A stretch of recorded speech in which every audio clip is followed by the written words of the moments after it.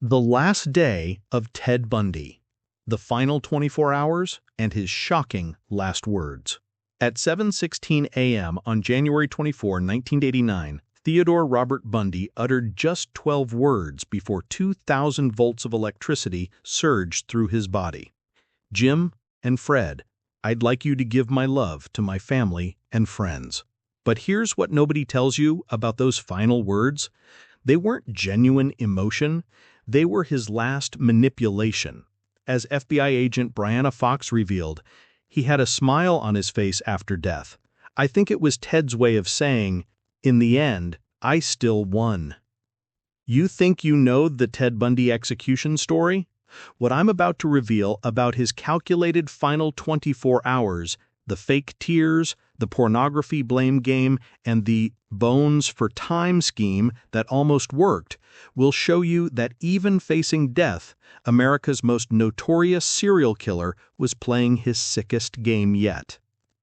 Before we expose every manipulative move Bundy made in his last day alive, hit that subscribe button because this deep dive connects psychological patterns that explain why 2,000 people gathered outside Florida State Prison at dawn, chanting, "Burn, Bundy, burn," with a rage rarely seen in American executions.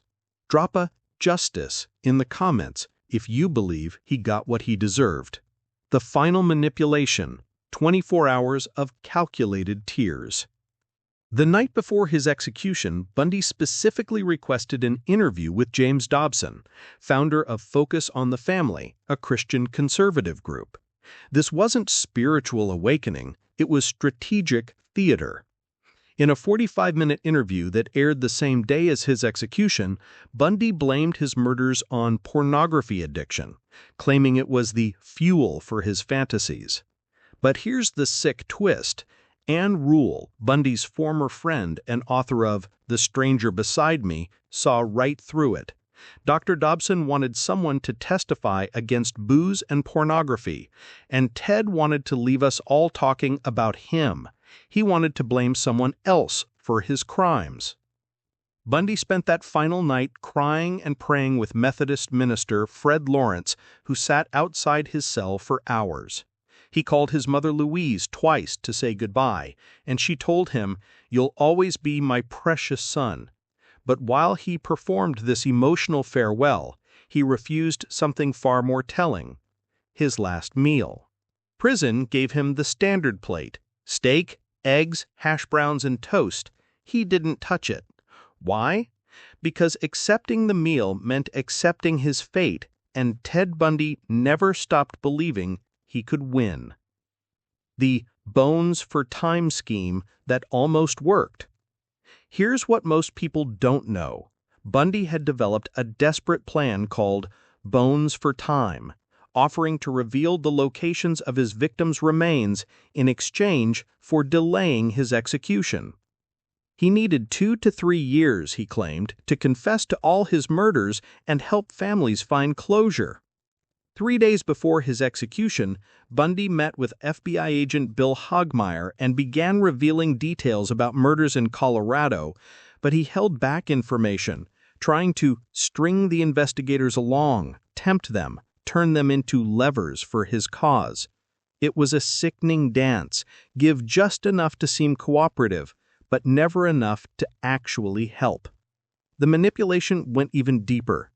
Bundy's final appeal was shot down on January 20, 1989, but he continued the con until his final hours. In the days before execution, he confessed to at least 23 additional murders to investigators from Washington, Utah, Idaho, and Colorado, crimes he denied for a decade.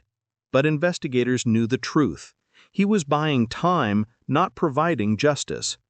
If this is making your blood boil, smash that like button, because what comes next shows just how calculated every single move was designed to maintain control until his last breath.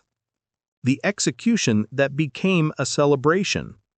Outside Florida State Prison, roughly 2,000 spectators gathered before dawn in what witnesses described as a pre-dawn party. T-shirts read, "Burn Bundy" and "Toast Ted." One sign proclaimed, Roses are red, violets are blue. Good morning, Ted. We're going to kill you. But the macabre celebration went further. At Florida State University, where Bundy murdered Lisa Levy and Margaret Bowman, the Chi Phi fraternity held a cookout serving Bundy burgers and electrified hot dogs under a banner reading, "Watch Ted fry, see Ted die." Police officers in Mountain Brook, Alabama, hosted a Bundy Q barbecue supporting capital punishment with commemorative T-shirts. 4 women from Stark sold coffee and donuts to the crowd. A man passed out electric chair lap-in pins. One attendee brought his 6-year-old twin daughters. Craig Warren of Gainesville held up a bedsheet, "I like my Ted well done." Why such rage? Because Bundy was convicted of killing 3 people in Florida, including 12-year-old Kimberly Leach, but experts believe the real body count was over 36 young women. And for nearly a decade on death row, he'd mocked the system, proposed to his girlfriend Carol Ann Boone in court, escaped prison twice, and never showed genuine remorse. The final moments. Fear disguised as courage. Inside the execution chamber at approximately 7 a.m., 42 witnesses watched through glass as Bundy was strapped into Old Sparky, Florida's notorious electric chair. According to Netflix's Conversations with a Killer, the Ted Bundy tapes, Bundy was white as a sheet and clearly terrified, despite his calm facade. Prison Superintendent Tom Barton asked if he had any last words. The killer hesitated, his voice quavered, reported the Los Angeles Times. Then came those 12 calculated words addressed to his attorney Jim Coleman and Reverend Fred Lawrence. A final thick strap was pulled across Bundy's mouth and chin. The metal skull cap was bolted in place, its heavy black veil falling in front of the condemned man's face. Barton gave the go-ahead. An anonymous executioner pushed the button. 2,000 volts surged through the wires. Bundy's body tensed and his hands tightened into a clench. A tiny puff of smoke lifted from his right leg.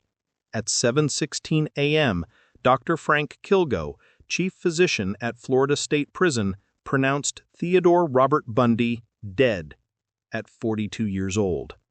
Outside, the crowd erupted in cheers. Inside, something chilling was observed. He had a smile on his face, according to FBI behavioral psychologist Brianna Fox. Even in death, Bundy was performing. What they found in his brain.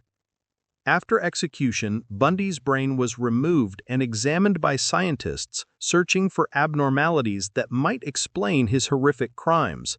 The result? No signs of trauma or physical abnormalities. Ted Bundy wasn't broken by biology. He was pure, calculated evil. As Bundy himself told police after his arrest, "I am the most cold-hearted son of a bitch you will ever meet."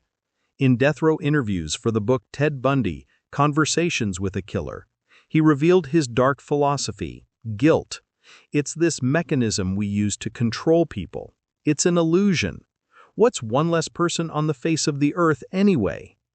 His body was cremated per his request, and his ashes were scattered in an undisclosed location in Washington's Cascade Mountains, the same area where some of his victims' bodies were found. Your mission: never forget the victims. Here's what I need you to understand. Ted Bundy wanted to be remembered as charming, intelligent, and fascinating. Don't give him that satisfaction. Remember Kimberly Leach, 12 years old. Remember Lisa Levy and Margaret Bowman from Chi Omega Sorority House. Remember the 36-plus young women whose lives he destroyed. Drop a comment with one victim's name to honor their memory instead of glorifying the killer. Next week, we're investigating why serial killers' final words are often their last manipulations, and the patterns are terrifying. Subscribe now because we honor victims while exposing the psychological games killers play, even facing death. Share this with someone who needs to understand that evil isn't glamorous, it's calculated, manipulative, and deserves to be studied, not celebrated. Ted Bundy died 36 years ago, but the lessons about manipulation, narcissism, and evil remain disturbingly relevant today.